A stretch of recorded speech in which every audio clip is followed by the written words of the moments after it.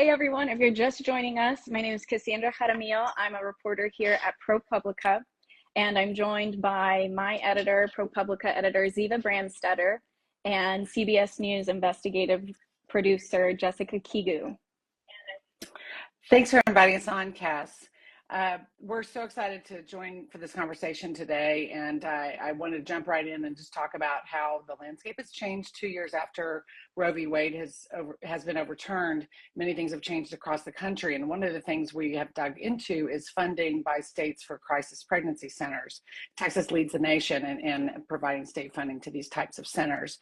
What we found is that they're meant to help growing families, but the whole system and the program lacks oversight and is riddled with waste. So I'm going to ask some questions of my two co-authors here from CBS and from ProPublica, and then we're going to hear some of your questions if there's time. So Cass, let's start off by just defining for people, setting the table, what is a crisis pregnancy center? Yeah, so a crisis pregnancy center, or CPC for short, they've been around for decades, and for the longest, they were set up near abortion clinics. They often look like a medical clinic, and their main goal was to counsel women into keeping their pregnancies or choosing adoption, basically anything except abortion. Okay. And Jess, can you tell us, with Roe being overturned by the Supreme Court, how has the mission of these centers changed? Typically, they just appear to only focus on talking people out of abortions, but how has this changed? Yeah, so our reporting found that the mission of these centers doesn't really seem to have changed that much, even in states where abortion is now banned or almost totally banned, like in Texas. But the way that some lawmakers are talking about them actually has changed a lot. And, they're really being talked about now as this critical safety net for women facing unplanned pregnancies. So now they're kind of being rebranded as a resource center where we're not just convincing women to not terminate their pregnancies, but we're also going to walk with them through that pregnancy. Mm-hmm. I think that rebrand is really stark in Texas and quite literal, because the program that was known as Alternatives to Abortion for many, many years was actually given a new name last year, Thriving Texas Families. And that's, by the main contractor of the program, the state itself, saying that they haven't changed the program at all. They're just changing. Yeah,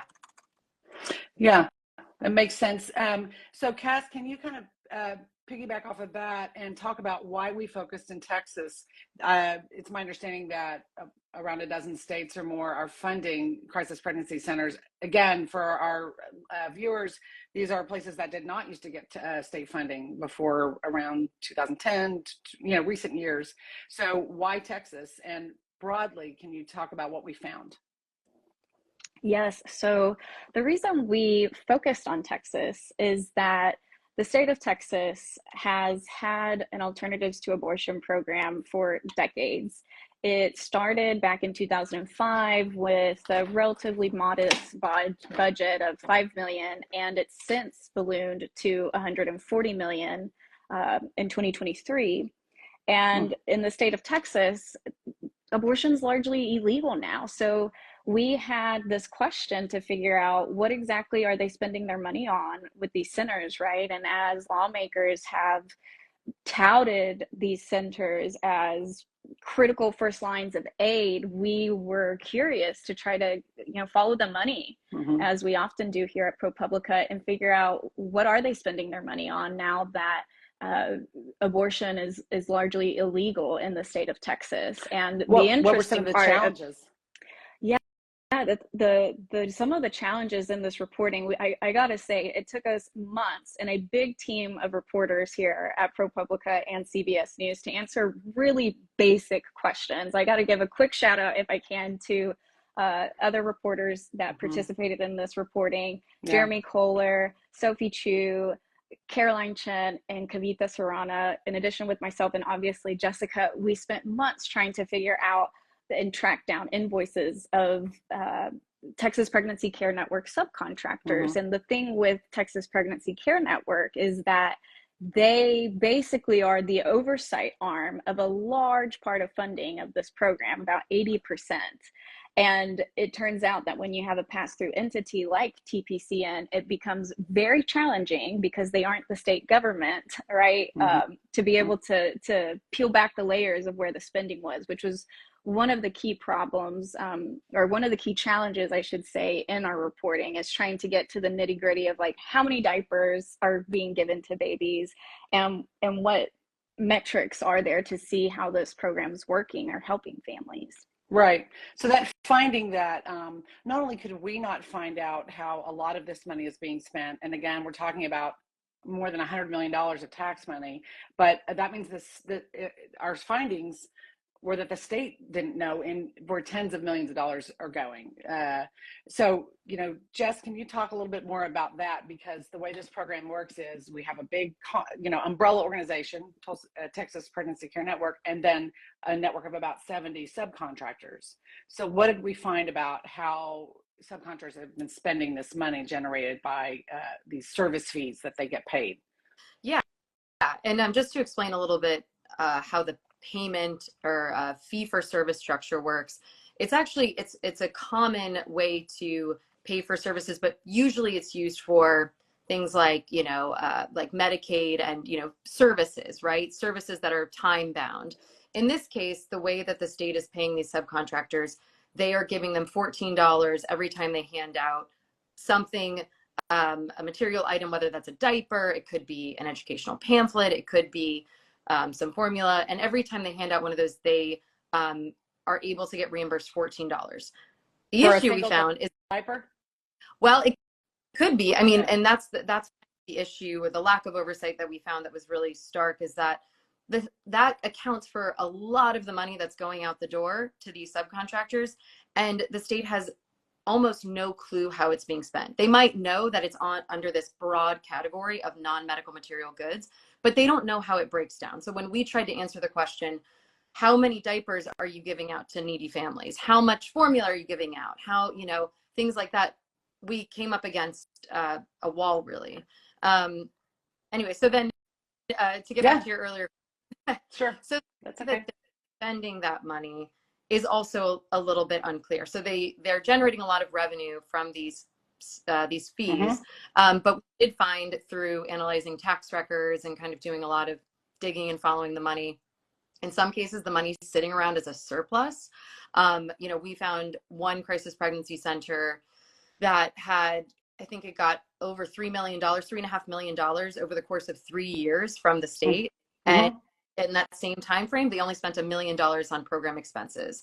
Wow. And then 2.1 million was just sitting around as assets primarily as cash. And so that's money that, it's just sitting there. Could be helping people. Could potentially be helping people.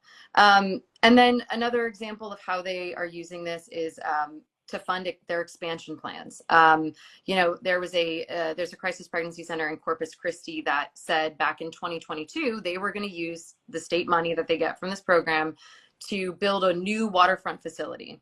Okay, sounds good. In February of this year, but when we went, it was still just an empty plot of land, basically untouched. So that's some of what we found. In other cases, we really don't know what they're spending it on. Right. And a lot of these are faith-based. Well, so they're allowed to point that out. to bank, in some cases, bank the money, sit on it, and this again is state tax money that is being given to these organizations because ostensibly there's a need there now. People are having to have children that, of course, are loved and wanted when they arrive, but were not planned, and families may not be ready to take care for them. And so for those of you who have joined us since this started, we are talking about a ProPublica and CBS investigation into how Texas leads the nation in funding anti-abortion centers called crisis pregnancy centers. And what we found is that there's very little oversight that the state gives to the spending of this money. They couldn't even say how much of it went to actually helping feed babies, give diapers to families, to clothing, car seats. Those are the things that I think clearly families need. The state of Texas can't say for its largest contractor on this program how much of the money goes to that. So Jess or Cass, either one of you can jump in on this. I wanted to follow up by asking, is there any way that Texas measures success? Like, are there, benchmarks that they have to meet? Like, what is the effectiveness of these services, even though the state can't measure it? Yeah. So we don't really know much about the effectiveness of their services, and that's primarily because the state hasn't really looked at that. And in fact, the program before abortion was largely banned in the state didn't even track how many abortions it was preventing when it was called the Alternatives to Abortion program. Mm-hmm. We do know now that the state is soliciting bids to conduct what they're calling impact evaluations. So it sounds like they are moving toward trying to assess, what is all this money getting us, and is it having a genuine impact, positive impact on families? But they're still just soliciting bids right now. They do have a few benchmarks that they have to meet, and that's all the contractors in this program. One of those is just a raw number of how many clients, so how many individuals have come through and received it. And then another one, how many clients are you referring to Medicaid, and how many clients are you referring to the nurse family partner. And Medicaid, most people know what that is, and it's important role in that. And then the Nurse Family Partnership is actually a really unique program that we profiled for the CBS News piece that sends nurses to the homes of low-income families. Often it's teenage mothers. Mm-hmm. And it's a program that is actually really struggling to meet demand. And they're getting, I think what we found was a little ironic, I guess, is that this program and these subcontractors are sending thousands of women to the Nurse Family Partnership. Because they have to, right? Or they're supposed to refer them there. Yeah. Sorry, say that? Because they're supposed to refer them there, right? Right. Yeah. Meanwhile, the partnership is struggling to meet that demand and also cannot get funding from that program. So it kind of feels like you're requiring them to send women to a program that is struggling. And the Texas legislature, they asked for an extra $19 million last year. They only got $2.2 million. The nurse program? This alternative abortion program had $14 million left over in funding for future use. Wow. And I will say that the CBS story gives a really great human look into that nurse program. They go to the house of a young mother, and you really get to see how this program works. It's one of the programs that is not being funded at the expense of these crisis pregnancy centers. I wanted to ask Cass about how did the organizations respond to our findings, but also within that, can you tell us a little bit about what happened when you showed up at some of these crisis pregnancy centers? We were having trouble getting these folks to sort of tell their story to us. So what's the response been from the state and the contractors, and including when you went in person? Yes. So when we reached out to Texas Pregnancy Care Network as we were making some of these findings that appeared to show how these service fees can stack up, right, in such a way that, as Jess mentioned, that example in McAllen and Corpus. And what the executive director of Texas Pregnancy Care Network told us is that once the network pays subcontractors, what they decide to do with the fees once it's in the bank account is no longer taxpayer money, which was a pretty interesting response. Right. And we went to the state of Texas, the agency, the Health and Human Services Commission, which oversees the whole program, to get their thoughts on that and what they made of that characterization. And they did tell us that they disagreed with that and that they take the stewardship of taxpayer dollars very seriously. It should be noted as well that this program has had some scandals. There was one subcontractor, a TPCN subcontractor in San Antonio, which was accused of using its funds to go on vacation, operate a smoke shop, and buy land for hemp production. Right. And we found that that to be a rather egregious way of using the money. And when we went to the state of Texas to ask how this is possible and what they have to try to stop this, they mentioned a few programs that they've implemented, like fiscal and programmatic and administrative monitoring. We tried to get more specifics, Mm-hmm. but we kind of got this like list of things that they said they were doing. And with what Jess mentioned about some recent legislation, while it does appear they're trying to evaluate this program more, one thing that surprised us is that the audit requirement now, as a part of Senate Bill SB 24 that passed, it doesn't apply to subcontractors. So again, we're not able to get audits of a huge amount, right? That's where most of the money is going, right? It is. It's like a pass-through entity that really TPCN functions as. And I was, as well as Jess, we were trying to door knock, as we often do, as reporters, and observe with our own eyes, right? Like what it is that they're doing. And our job at ProPublica is to, obviously identify ourselves as reporters. And we've asked, hey, it's our understanding that your center gets a significant amount of taxpayer funds. Can I speak to someone about the services here? And we were often turned away, right? And told, hey, here's an email to send your questions to. And in some cases we got responses, but in a lot of the cases we didn't. And we still welcome anyone who would give us an unfiltered view of the work that they're doing. And I gotta say that a lot of these centers are focused or primarily located in the big metroplexes of Texas. So your Dallas, Houston, Austin, San Antonio is where a lot of these programs are. And like Jess mentioned, the attempts to try to understand the metrics of success of this program have been relatively slim. And actually, it's pretty astounding that this program is nearly 20 years old in Texas, and there's never been a very thorough review of what impact its services have on families. Right. And isn't it a question of it's not like if this money went away that there'd be more money for there is need. And we found in our reporting that there is need in Texas in terms of the rate of uninsured women, the maternal mortality, the need for diapers at diaper banks. So it's sort of, I know that one of the organizations we talked to was a diaper bank organization that had asked for money from the legislature, got turned down. Can either of you talk a little bit about the need that we saw for actual help? Yeah, Jess, you should jump in on some of what you saw in Austin and San Antonio. Yeah. Diaper banks are struggling. I think, food pantries are struggling.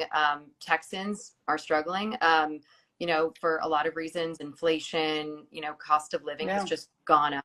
And diapers cost anywhere from $100 to $130 per kid per month. That's a huge expense.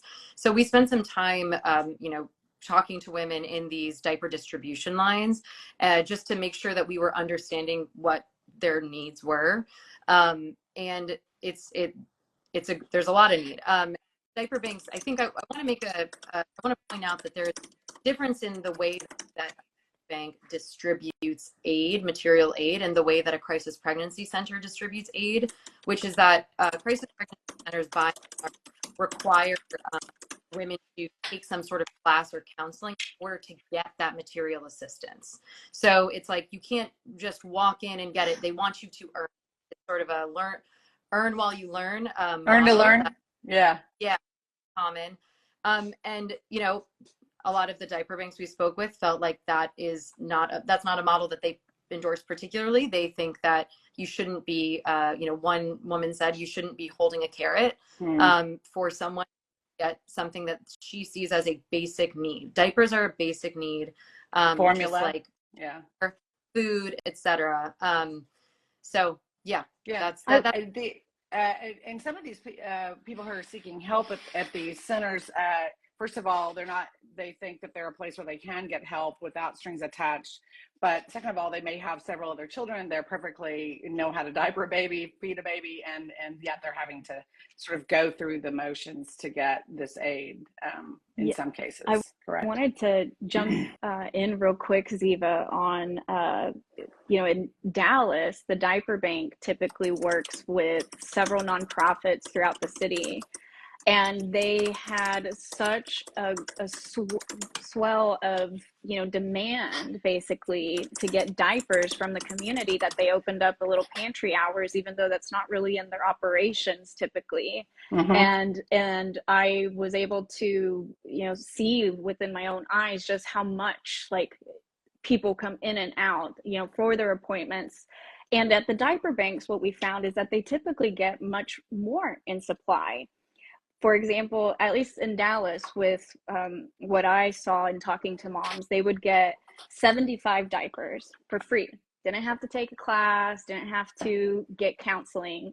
And I spoke to mothers who went to a crisis pregnancy center and maternity home that's a participant in Texas Pregnancy Care Network called Viola's House, where they had to take an hour of class to be able to get 25 diapers.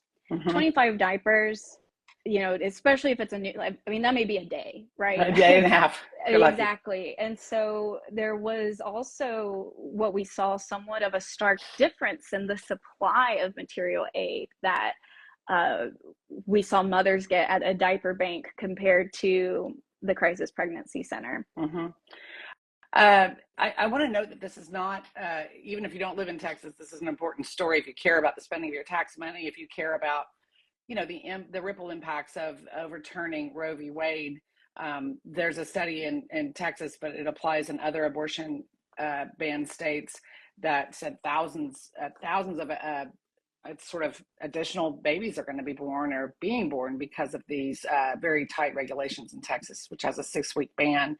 So just can you talk a little bit about the national scene and, you know, what in general, the fact that other states fund some similar programs and what the future looks like?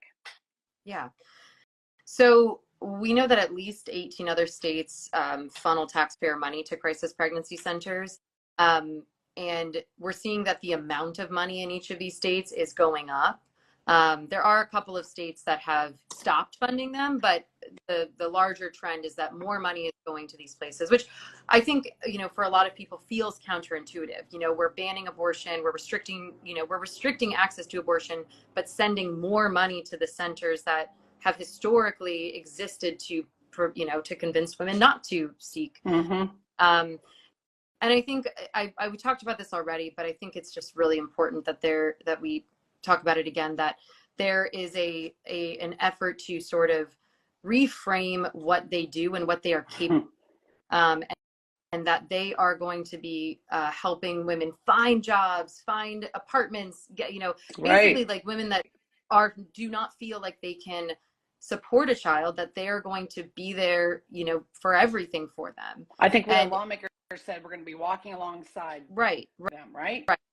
And I think that sort of change in how they're talking about them is why they're getting more money. And it's become a common sort of refrain that you hear when, you know, when a lawmaker is criticized for voting for an abortion ban, but not providing more accompanying resources there. This is sort of their answer. Well, we're giving more pregnancy. We're helping. We are helping. And then going back to the national stage, on the federal level, House Republicans are actually advocating to divert federal dollars from a program called Temporary Assistance to crisis. And that is, you know, that's, you know, the Biden administration has proposed a rule that does not allow federal dollars to flow to these centers. And so House Republicans have, you know, countered that with their own proposal. And we'll see how that. So that's still sort of pending in Congress. Right. This issue could be a national issue. I just want to pause and say, while I continue the conversation, we have 4 more minutes, but if you guys have a question, we will try to answer it. So feel free to put it in the chat. And you know, we definitely want to make sure that we're not missing any questions you all have about our investigation. One of the questions I wanted to ask you guys is, the experts that we talked to multiple experts in nonprofit finance. And remember, these are nonprofit organizations. So they're supposed to follow certain rules, certain federal rules, state rules. What did the experts say in general about when we told them about how these organizations are spending money, not spending money, that they don't think it's tax money? What did our experts tell us? I mean, issue with that. Yeah. You know, even if the money is received in this fee-for-service model, and therefore, you know, they can technically spend it how they want in, you know, as long as they're following nonprofit guidelines. The idea is that it's still supporting the mission that the money was meant for, right? Um, and so I think there it's a little bit of semantics, but I think there is a pretty significant disagreement about how that money should be spent after it's and that subcontractors are maybe, you know, playing a little fast and loose. Yeah, I think one of the quotes was something along the lines of, that's a choice, you know, that Texas has made, right, Cass? Like, that's a decision. Exactly. And I think one of the really interesting things, again, the way that Texas Pregnancy Care Network pays its subcontractors is in this fee-for-service setup. Yet what what a subcontractor can make in distributing a pamphlet, for example, which like that takes me not even maybe a second, 2 seconds to do, can generate the same payout as distributing a pack of diapers. And experts were really surprised to see that's how the program was structured. Not to get too much in the weeds, but just, you know, as a big overview, typically state governments can give nonprofits money through a grant structured type of setup. So it'll be like, you know, such nonprofit gets $800,000 a year. Well, in this case, it's not grant structured. It does not have to report as much as a grant structured program has to, and instead they are able to, you know, in some cases go past their budget. As Jess talked about, there have been instances where the state legislature has said you know, these subcontractors need more money, and they make moves to try to get them more money, but oddly they don't accept all the funding that's available. Okay. So the experts that helped us in this reporting and kind of looked at how it was set up were really surprised. Okay, so we got 1 more minute, so we're going to do some speed answers here for our viewers. Either one of you, what do the people who support these centers think of the reserve cash? Did anybody have a big problem with that in the legislature? I mean, we didn't find proponents in the legislature saying, "Oh, we got to investigate." Has anyone called for an investigation or said that must stop or anything like that? No, I mean the one, you know, we took a lot of our findings to lawmakers that are supportive of these centers. A lot of them refused to talk to us. The one that did sit down with us, you know, really said, I have faith in these organizations and the way that they're operating, and taxpayer money is not being spent properly. We'll investigate that. That hasn't happened yet, but he didn't take particular issue with our findings, other than to say that he still supports what these programs do. Good. And you guys may not know the answer to this, but generally, how does the state level funding impact these larger scale organizations such as Birthright? I know that there was some reporting in our story about there's connections between Texas Pregnancy Care Network and organizations forming in other states. So, correct? Yeah. So one of the longtime leaders of Texas Pregnancy Care Network, his name is John McNamara, and John McNamara has given presentation in other states about how the Texas Pregnancy Care Network program is set up. We know that he is looking at starting similar programs. Some have already started, actually, like in Oklahoma, Kansas, and potentially Louisiana. So, you know, again, going back to why focus on Texas, we just saw that Texas was somewhat of a blueprint for what's to come, what is already happening across several states in the country. And if I can just plug real quick that, you know, we want to continue to report on this topic. And if you've worked at one of these centers, been in a state official role, working on a program like one of these centers, or a client at one of these centers, we would love to hear from you as we continue this reporting. Yeah, we're going to have to leave it there, but that's a great note. If you go to, first of all, thank you so much for joining us today. We really appreciate it. You can find the investigation at ProPublica.org. backslash Texas CPCs, so CPCS, and Cass's contact information is there. Also, the link to CBS's story where you can reach out to Jessica to receive important investigation updates. We really hope that you'll sign up for the Big Story newsletter through ProPublica, and that is propublica.org/newsletters. Thanks again so much, and have a great day.